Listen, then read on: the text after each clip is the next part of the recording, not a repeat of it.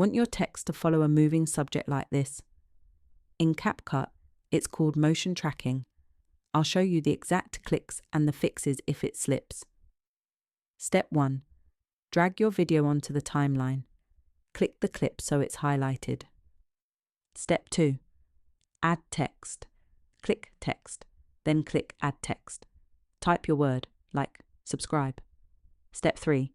Place it. Click the text in the preview and drag it onto your subject. Aim for a clear spot, like a helmet, a logo, or a bright edge. Step 4. Select the text layer. On the timeline, click the text clip, not the video.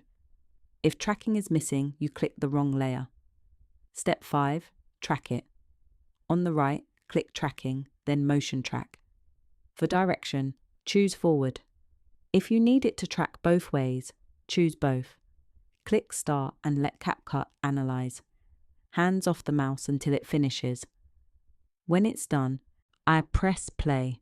The text should stick to the subject. If it drifts, fix 1. Stop playback. Move the text to a cleaner spot, then click restart and start again. Fix 2. Track a shorter section. Split the clip before the shaky move. Track the clean part, then track the next part.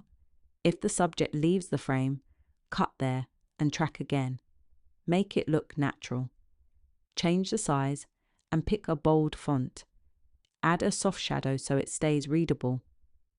Turn on scale if you want the text to grow as the subject gets closer. Turn scale off if you want the size to stay the same. And if it's too strong, lower opacity a little. Before you export, drag the end of the text clip to cover the full moment you need. Then scrub through and make sure it stays inside the frame. Now export. Click. Export, pick your resolution, and you're done. Quick recap. Add text. So place it, track it, then fix drift with restart or shorter sections. If you want the next trick, tracking an emoji or sticker, comment sticker.